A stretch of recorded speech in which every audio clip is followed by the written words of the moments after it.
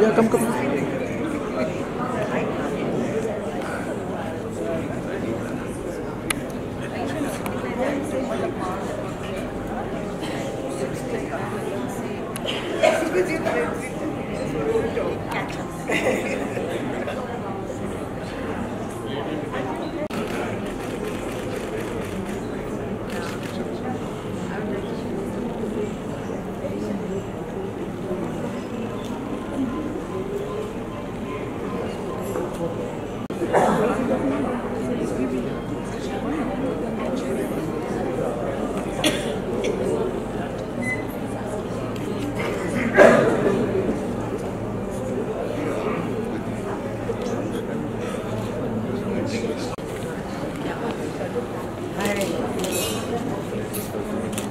Late हो गया थोड़ा सा My driver had taken my baby, my grandson to the park.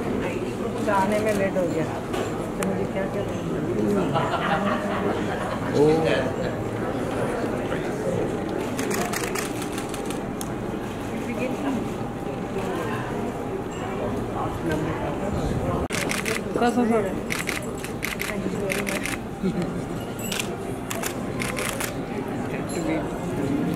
Come with us.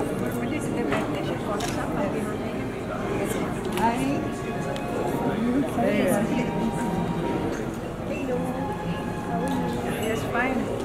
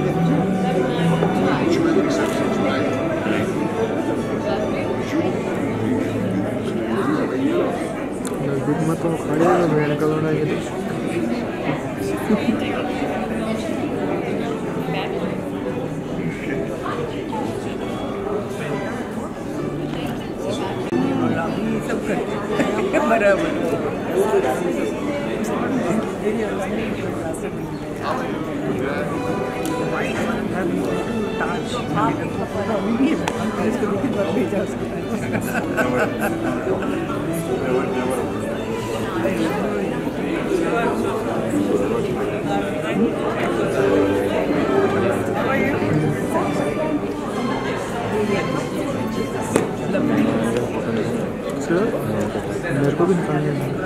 बेसला रहना तेरा निकालेंगे तेरा निकालेंगे पहले तू जा। अभी नहीं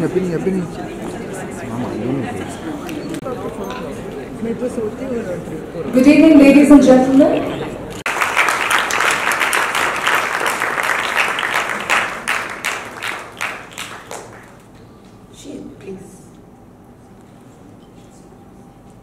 She is an actress who has worked extensively with one of our finest directors, Shah Hema, who unfortunately couldn't join us today, though we did expect that he would.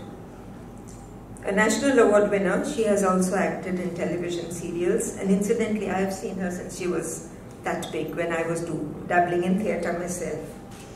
And she has won applause for effectively portraying the young Gohar Jan on stage. May I invite Rajeshri Sachdev on stage.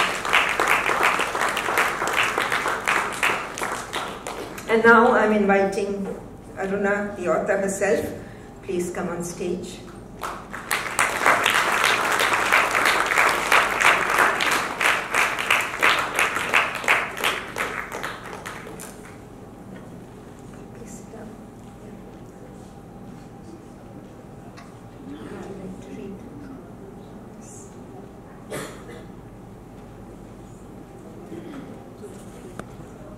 Good evening. I'd like to read a few section from the preface. Actually, Aruna had asked me to read some other passages, but some of them turned out to be very harrowing to go through, and would have been even more so had I had to read them aloud. And they were personal, so I'd rather let you savor them on your own. But I consider this passage rather important because it's from the preface and it talks about herself. Before I read, I'd also like to share a few things about Aruna, the two experiences I've had working with her. Two films, in both of which she made me do something that I'd never dreamt would ever happen to me in my life. The first was a film called Sitam, in which Aruna and Vikas were directing jointly, and they came to me and said, "You have to play a footballer. And you have to practice football for a month." So football I played as a kid and I love it anyway. So I happily practiced the football, and then they sprang the surprise. When I was well and truly in the movie, that I'd have to do 5 Shammi Kapoor songs as well. If they told me this before I said yes, I might not have accepted the film. Because anyone who's seen Shammi Kapoor perform a song knows there is no one on earth who can do it like him. So, I in fact went to meet Mr. Shammi Kapoor to ask him how he did what he did. And he just sort of laughed it off and said, "Look, I just loved that music, and I used to listen to it all the time." He said, "I had a tape recorder in my car and I'd listen to it traveling from town to a studio wherever I had to go, and I just enjoyed it. So just try to enjoy it. Try to apply yourself the same way as you applied yourself in a film like Par." And I was astonished to learn he'd actually seen Par. But I did what I could. And then the second movie was Rihai, in which I was to be wooed by Hema ji, which is another thing I thought never happened to me in my life. But it actually did, and I may say it was a great pleasure. It was, in fact, the second time, Hema ji, the third time. Hema ji and I have appeared together in a movie. One was a film called Nargis, which never got released. And the third was Rehai. The first one, even she doesn't know about, was a film called Sapno Ka Saudagar, which was her first film, and I was in the crowd. So Aruna has made me go through two utterly unique experiences in the course of my filming career. So here's the last bit from the preface. For me, it is not possible to separate my life and my personal experiences from the films I make. It doesn't mean that all my films are biographical. I'm interested in life, people, relationships, and sometimes disturbing issues in society. And that's the kind of films I made. However, I chose to make middle cinema or middle-of-the-road cinema as I wanted an audience for my films. I've also seen how I felt alienated from my own self when I made a film to meet the demands of the producer or the market and diluted it into a degree that robbed it of its soul. Such compromises don't work for me, and I decided long ago that I would rather not make a film if there is no artistic freedom. That explains why I made fewer films than I could have. The other reason was that I was working in a male-dominated, sexist industry and did not want to compromise myself as a woman. The lack of artistic freedom is also probably why most of the directors from FTII found it hard to create their films in the commercial atmosphere of Bollywood. There were other reasons too, but she hasn't talked about them. Though the technicians from FTII got absorbed into the industry, even before they had received their diplomas, there were only a handful of directors who found their feet in Bollywood. Stories can be told in various ways, and it is not the plot or even characters, but how a writer or director views it that is central. It's also a very interesting fact, which is not in this book, that the number of Film Institute graduates in Mumbai actually making movies today, a very small percentage is from the direction course. They're either editors or sound engineers or cameramen or even actors who've turned to filmmaking, not the direction students.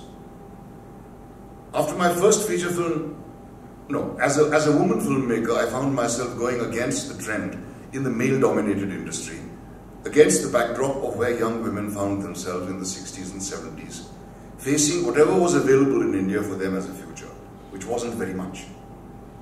So my struggles have been both professional and personal. After my first feature film, Shak, was released, Sahi Paranjpe, who had been doing theatre and TV, released her first film, Sparsh. Then there was Aparna Sen, who did her first feature film, 36 Chowringhee Lane, in 1981. And still, for years, there were just a handful of us. And we held our ground for over so many years and made films that we were proud of. Aparna continues to do that, and I admire her immensely.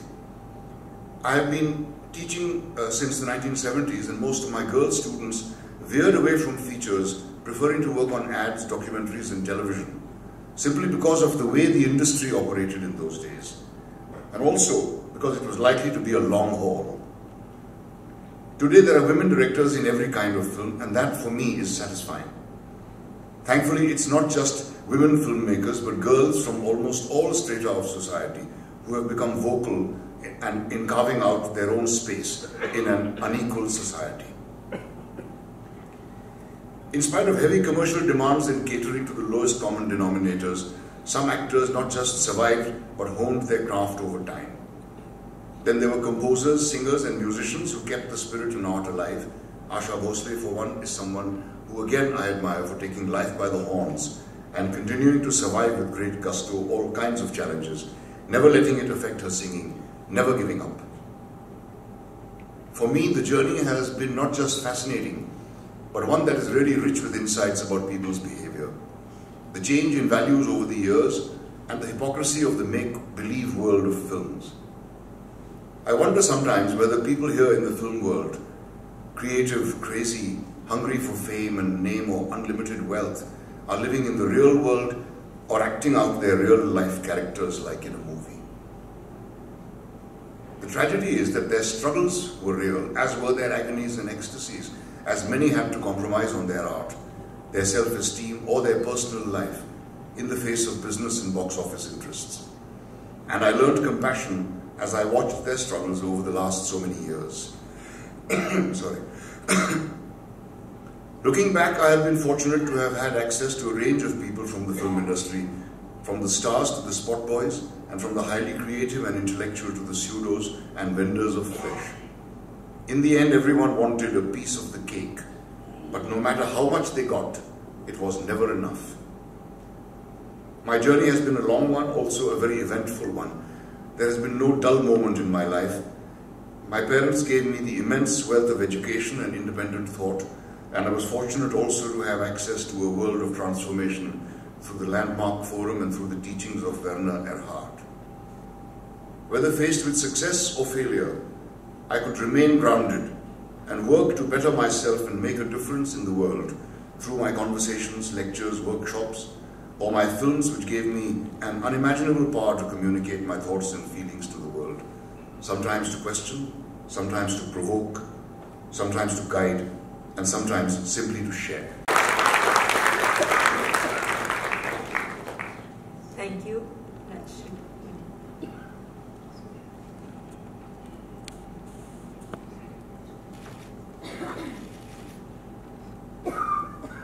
Good evening. I haven't had the good fortune of working with her, but today it is my good fortune to read from her autobiography, and I asked her what I should read.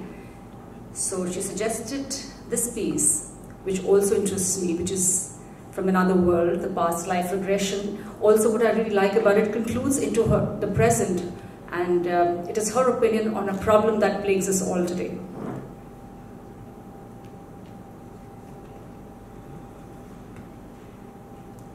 My determination to evolve and find meaning and purpose in my life and my suffering led me to try all kinds of meditation techniques, but I was never faithful to any one method.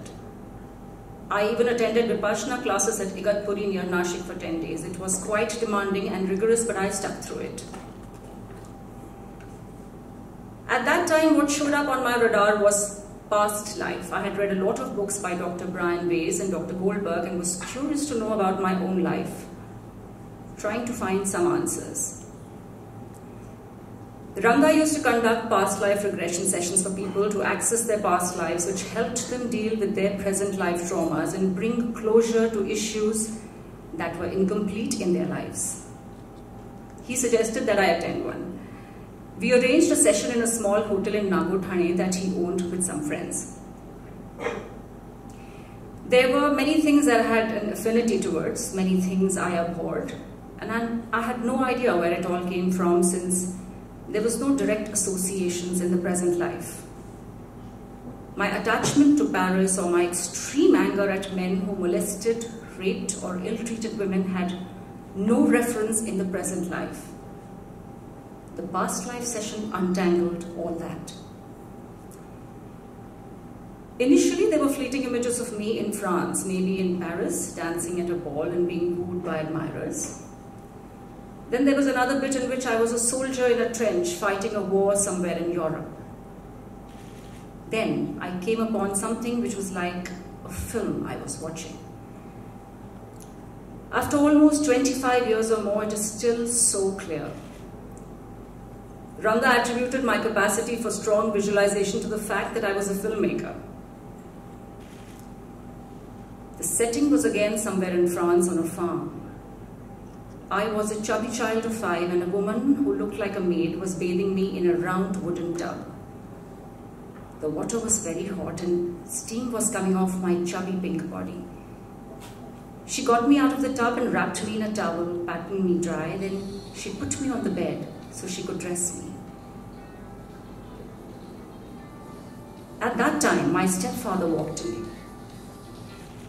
He was a heavy, burly man, rough and unshaven, and when he came and sat on the bed next to me, he sent the woman out on an errand and started to touch me.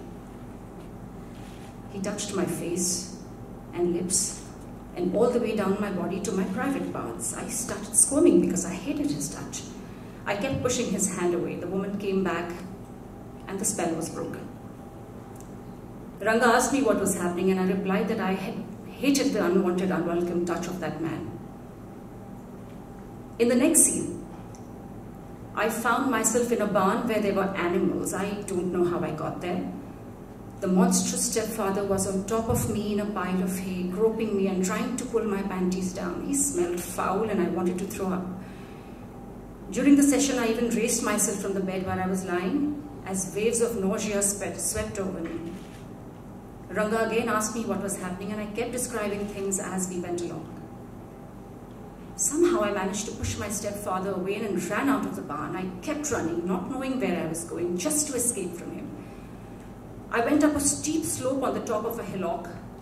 I was out of breath and before I knew what was happening, he had caught up with me. He dropped me to the ground, pulled my panties down and raped me from the back as I had fallen on my face.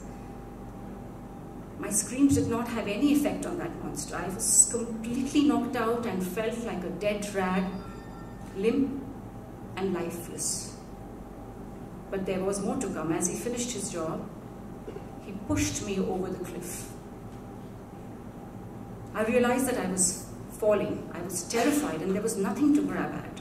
I flailed my arms and legs in vain. Finally, what seemed forever, I hit the ground. All was still. I wondered if I was dead and opened my eyes. All around was just white snow. I tried to move and realized I was actually dead. My back was broken and that was it. I once again described to my guide what had happened. I was shivering by now and had to be covered with a shawl. My guide slowly brought me back to the present. I felt so horrible having been part of such a dastardly thing. I wished I had not done the past life regression. My friend asked me to just be and sleep it off, which I did involuntarily since I was so exhausted. The next morning I felt no better. By afternoon my guide said it would be a good idea to take me back and complete whatever was incomplete. I had no choice but to go back given what I was feeling. What I saw now were bits and pieces of scenes and not a continuous narrative unfolding like before. Apparently, my stepfather had abused and raped other little girls in the village too, and he was now being tried in some court of law. One day when the maid brought the news that the man had been punished, I asked, "Did they hang him?" She replied in the affirmative and added that she and my past life brother had attended the hanging as it was a public one.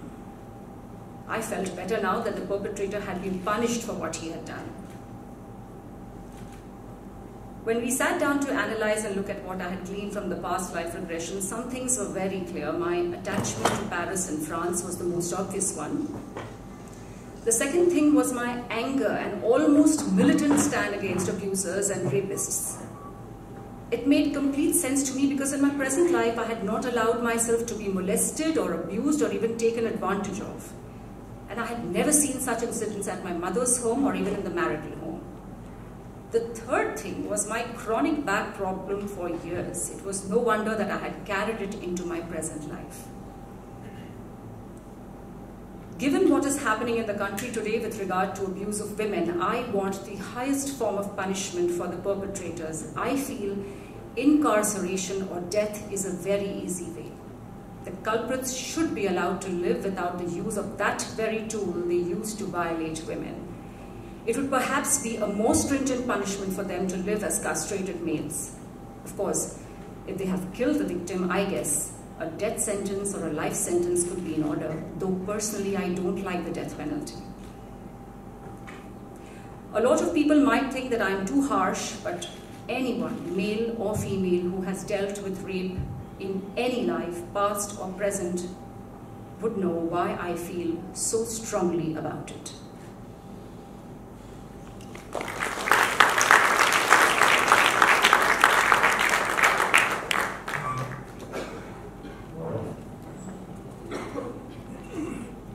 This was just another vignette, one of my life's experiences. I'm going to read a little bit about, when I made Rihai, how it was for me. And Hemaji was there, Naseer. I mean, my divorce was going on, my marriage had fallen apart, and, I had to somehow stand for myself and do something with my life. And that's how I made Rihai.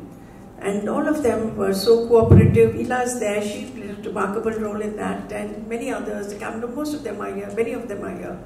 And they all worked so well with me, worked for peanuts, and stood by me, stood for me. And one person I remember amongst all of them is also, I'd like to say a few words about Vinod Khanna. He was a very good friend. He really helped me when I needed help. I didn't have money for the first print of Rihai. And he gave me just money just like that and said, and I said, but I don't know when and how and whatever. He said, payable when able. And thankfully I could pay that money back. But they all went out of their way to help me, and I do want to acknowledge Vinod as a very good human being who, you know, and everybody, there's not much we can talk about him, everybody knows, but one thing I will say, thank you Vinod for everything, and we miss you. Now to come to the part that I want to read, we went to a God-forsaken village, we did, now of course it's Vadnagar. And it was Vadnagar then, but it turns out to be, it was Mr. Modi's village, so it got known. But otherwise, it was a God-forsaken village then, some 30 years ago. This was 30 years back. Anyway, I completed the film, but my ordeal was not yet over. The film I was making did not obviously fit into the typical Hindi film mold. Vinod Khanna, though, was playing a Rajasthani carpenter, wore a dhoti and sported a moustache. My overseas distributor literally hounded me to show Vinod Khanna wearing trousers at least in one scene. In fact, he wanted me to shoot a dream sequence where we know that Hema wore urban modern clothes and sang a song. I was stubborn and did not give in. Such a compromise was beyond comprehension. After the film was released, there were so many women who loved the way Vinod looked. They found him sexy in that get-up and drooled over him. In fact, even his wife Kavita, we fell in love when she used to go, really, that was how it was then. The problem with the film was that people did not know how to categorize it. For the commercial industry, it was an art film, and for the art film crowd, it was a commercial film. An art film in those days was recognized by the commercial film industry as one if it had certain values. When parallel cinema came into existence in the 70s, some excellent films had been made, but by the late 80s, it too had developed a formula of its own. What characterized those films were elements that really deserves applause. Thank you very much, Mr. Shah, Aruna, yourself, and Rajeshwari. I think we can go to the next step of the evening.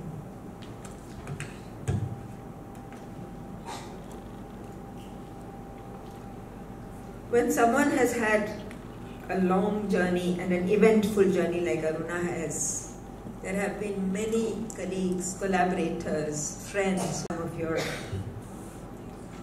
memories.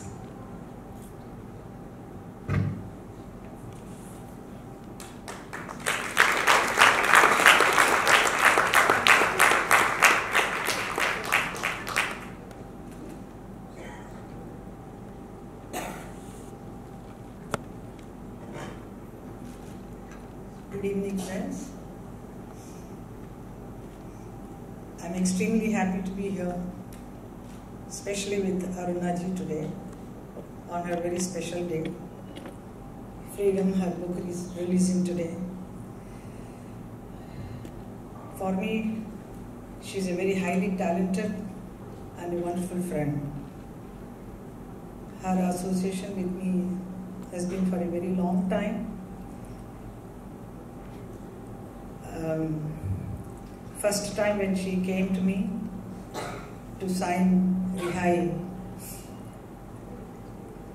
those days I was working in many of my, I've done with a lot of commercial films, and I was married and I had both my daughters. And that's the time she came with this offer, and I was very keen to do a different kind of film.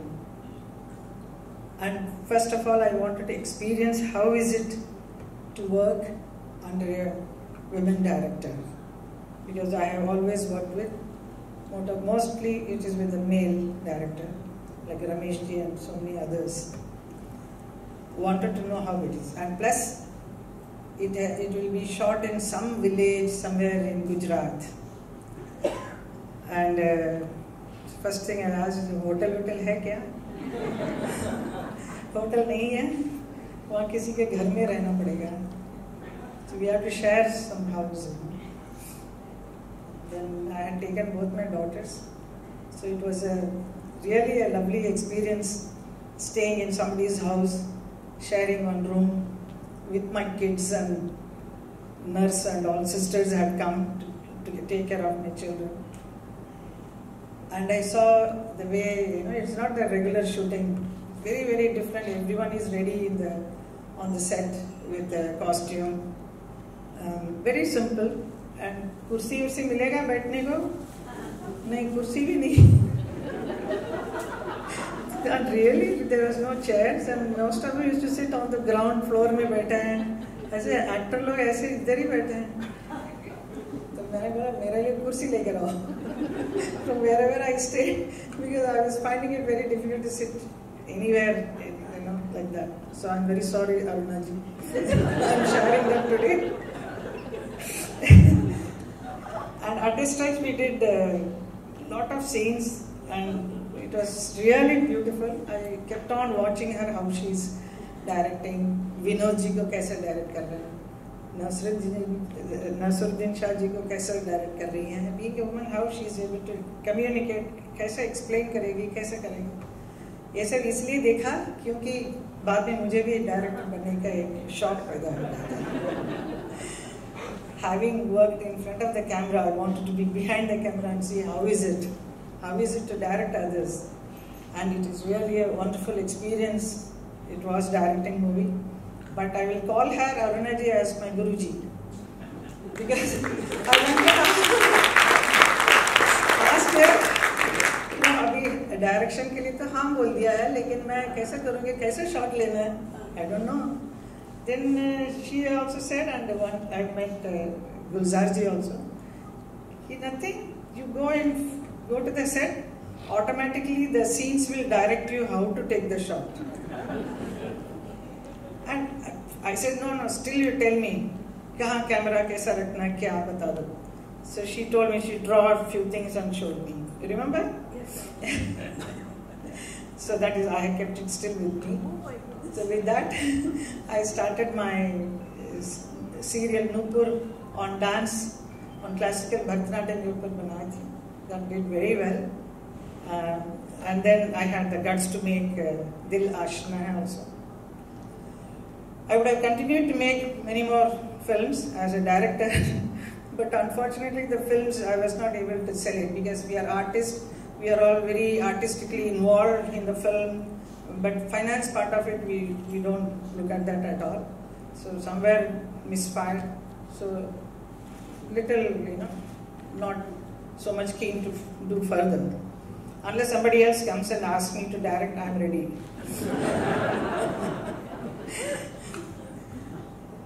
So Rihai was a very wonderful film at that time for me to work. In fact, Dharamji also said, क्या picture में तुमने किया है, बहुत बातें हो रही है इसके बारे में, नहीं बहुत नाइस फिल्म, नहीं क्या रोल है तुम्हारा,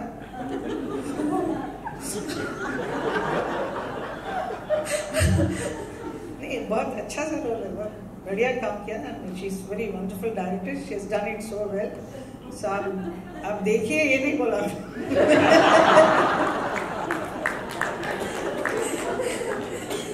But I'm sure you would have seen it. But it's such a lovely film, and still it is one of my best film, I'll say, because so beautifully directed by her.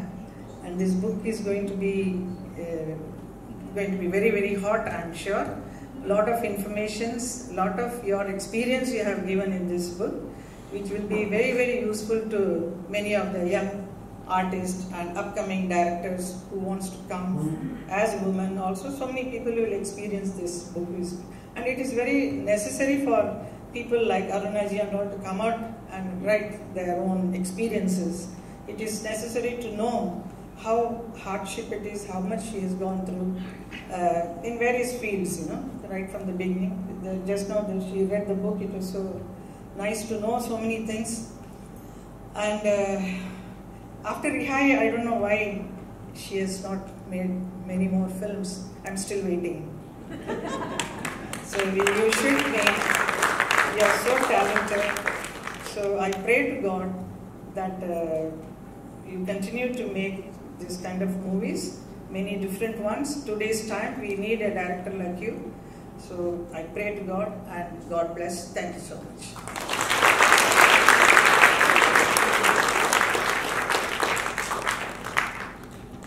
Thank you, Hemaji. That was a lovely, lovely speech from the heart. We have another creative giant among us, and I'm going to invite him to come on stage. He's someone who has created cinematic history with his movies. Everyone knows Sholay, and we have the director of Sholay, Sita Aur Geeta, Shan and Sagar, the director of one of the most unforgettable television serials, Bunyad. I invite Ramesh Sippy ji to please come and share his thoughts.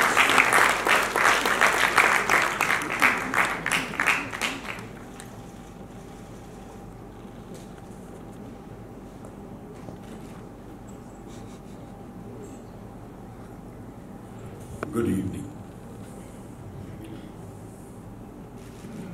While I was listening to all these people, I had actually requested Aruna ji that I speak last. Not because I wanted to have the last word, please. That was not the reason. Because I have been the least close to her amongst all of you here. So I thought while you guys speak, I will pick up some refrains and be able to say something better.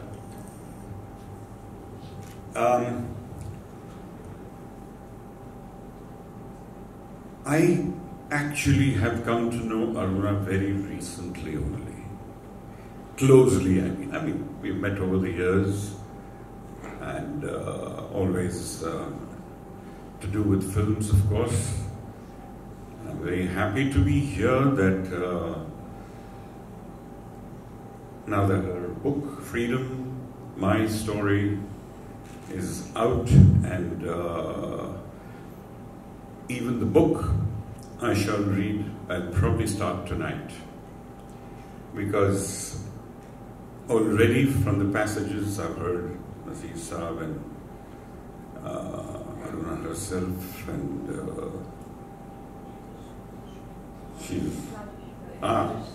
there she is. Yes, all those passages, very, very lovely. And I know it's very difficult for a man to understand how difficult it is for a woman to deal with the world, and especially in films. It has never been easy. Things are changing, but even now, if we see the figures, compare them to a number of real makers and real people working in the important positions, except you can't have anybody but a woman playing the leading lady. So that's their natural place, but they can be everywhere. They are beginning to be, but it will still take time. But the change is definitely happening, which is the good thing. And the films of the last few years also say, as I think in all the 50 years of my experience in cinema, I have seen changes happening, very slow, very gradual. But today we have reached that point where the recognition is quite strong, and I think, except for the fact that the business end of things is still not as confident with women directors, the business community. Actually, I don't see any reason why women should not be making more films. They are in the West. It's tough there as well. But Aruna has shown from her life so wonderfully that she fights. She fights. She fights with her life. She fights in her personal life. She fights to do her work with dignity and tell her stories the way she wants to tell them. And she does have this very wonderful balance of making something which is viewable by a much larger audience than films of this genre. I think it's not easy to make very good. I will not call them parallel or art cinema at all. I think there are good films and there are not so good films. Even in, so whichever words we want to use for it. Good cinema is good cinema. If we want to create it today, a film like Dangal has run, there's no romance, there's no music. So it breaks all commercial kind of barriers and does the biggest business until a Mahabali comes along, and that's history. But so Aruna and her kind of films are what real cinema should be about. Everything else is, everything will have its importance. But Aruna, whatever you've been doing, please keep doing, and I hope and pray we will continue to always see your good work, and pretty soon after reading your book I shall say something more. Thank you so much.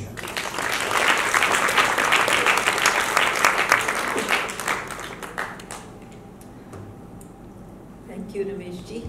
I must also share this wonderful thought that came to me when I was watching both of you on stage, that both of them are HarperCollins authors. We've got them signed on, and I'm hoping, Mr. Shah, we can tempt you to do something else for us besides your wonderful biography, which I enjoyed reading. It's time for the launch, for the moment we've all been waiting for. Aruna ji, will you come on stage? Rajeshwari, please come on stage.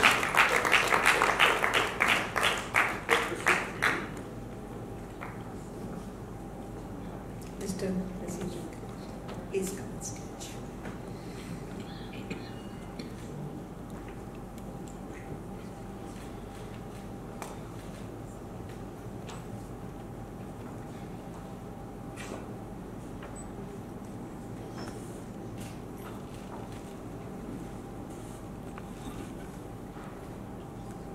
The inevitable photo op.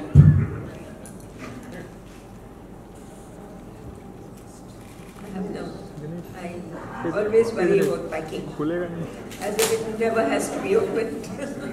Yes. There's a prize for the one who opens it first.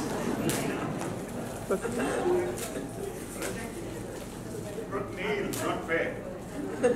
Okay, there's a prize for the one who opens it last. I can't do it. Something in life I can't do.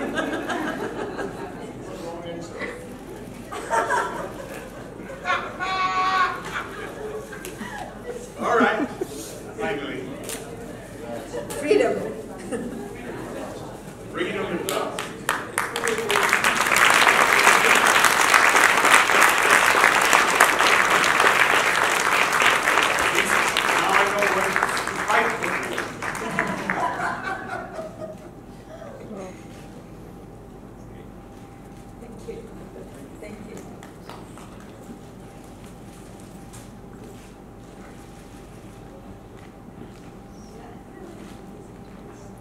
I think there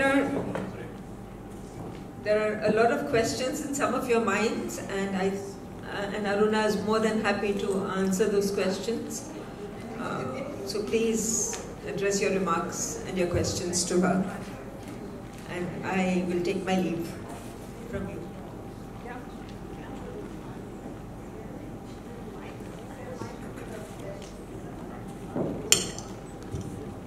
Yeah.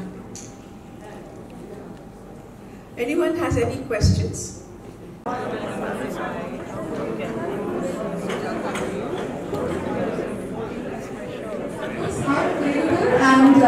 yes, I think as far as his sign is, his sign.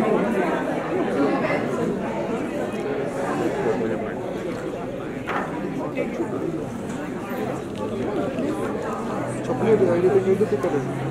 I'm there, I think. Are you? I'm on. अरे वो तो अपना hero है bench. Yeah, I know.